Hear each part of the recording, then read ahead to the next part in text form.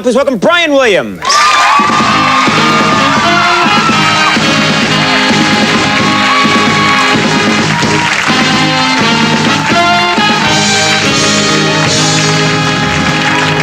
How cool is it that you get to come out to that music? That music makes it sound like God is coming to speak to us. I know it. To have your own music and then to hear it played by the best band in show business. Well, that's very nice of you. That's kind. But it's important.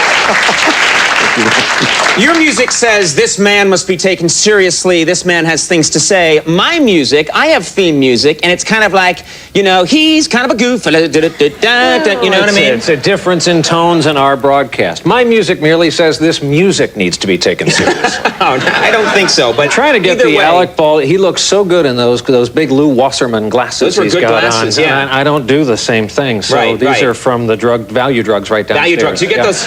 You get those out of the giant bin of glasses. Yeah. $2 nice. whether I need them or not. Yeah, nice. So, but thanks for being here. As I said, your congratulations.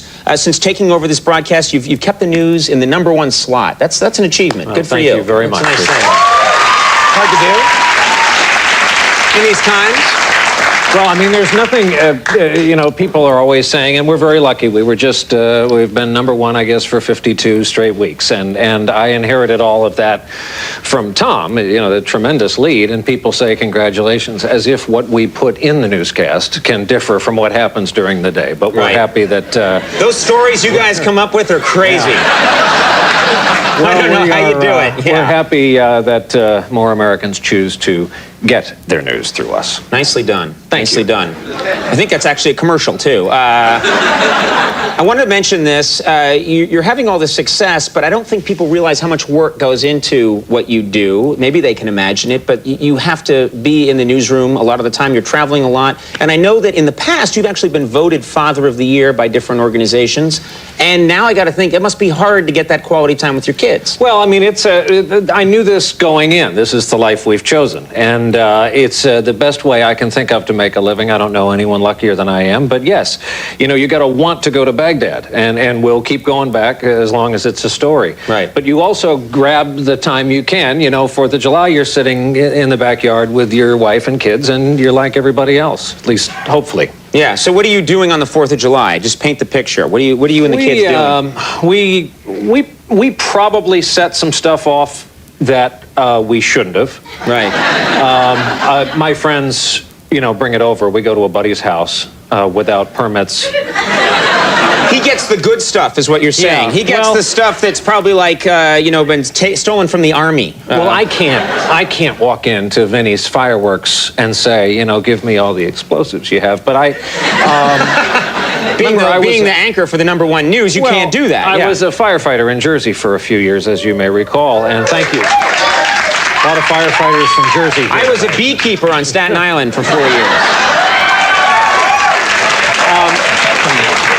And so I'm in case something goes. I'm really just there in case something should go wrong. And you know.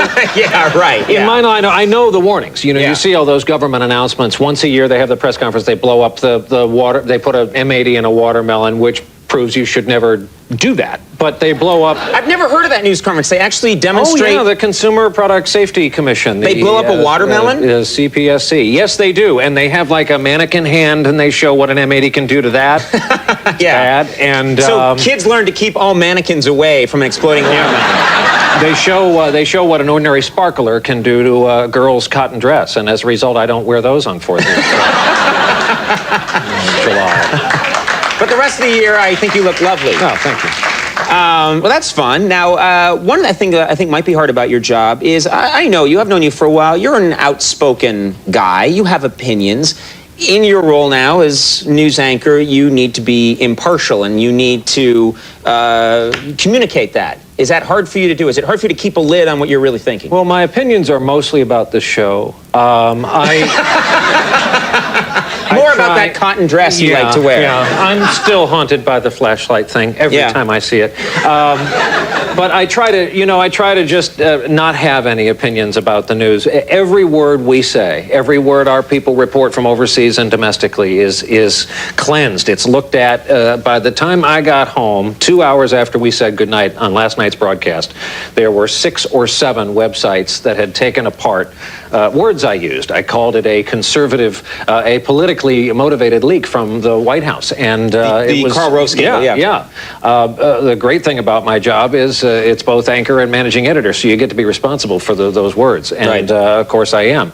But there are people waiting to see what they think they see and hear what they think they hear. But that's the whole world of the web. You can't be looking at that stuff, right? Are you actually going? Are you surfing the web and I seeing blog what? now. I am a blogger. I have a license to do it. You know, we got to get you on there. Do you blog? I don't know. I don't go near computers. I have an old computer. My computer's from the late 70s. You pour water in the back and wait for it to heat up.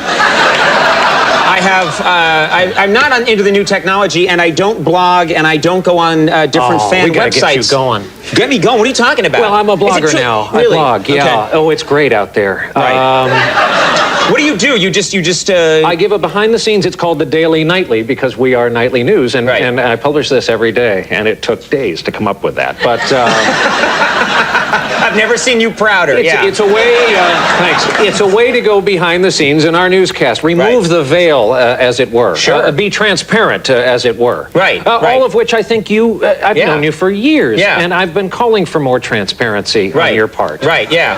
Like I'm not pale enough. Yeah. But this is great fun, and you meet. Okay. So do you ever pretend you're a girl? No. Never. Not on 4th of July, not on any day of the year. Then you're wasting your time. Oh, I try though. Because that would be fun. But it's great fun. And you know, the thing is, everyone's saying you can't be the voice of God anymore. If you're going to do the newscast, show people as many of the moving parts as possible, and that's what we try to do. Cool. Tell people where our correspondents are deployed. Right. What's going to be... Am I boring you? No! What are you talking about? I'm listening to you? I'm nodding? Man, what do you want? Do you want this? Is this what you want?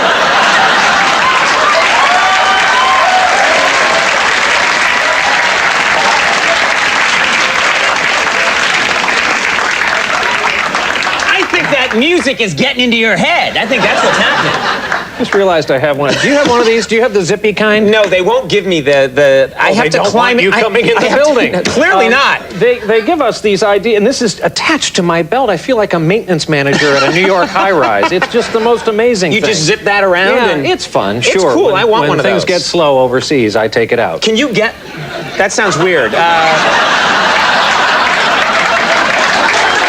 If you don't think the bloggers.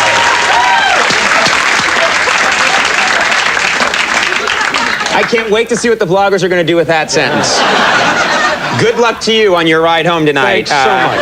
NBC Nightly News with Brien Williams airs weeknight nights on NBC. We kid around a lot, but you're doing an amazing job, and very nice to make time for us. Same back to you. Thanks You're a a nice lot. man. Yeah, Thanks, Brien Williams, Jason Ritter coming up. We'll be right back.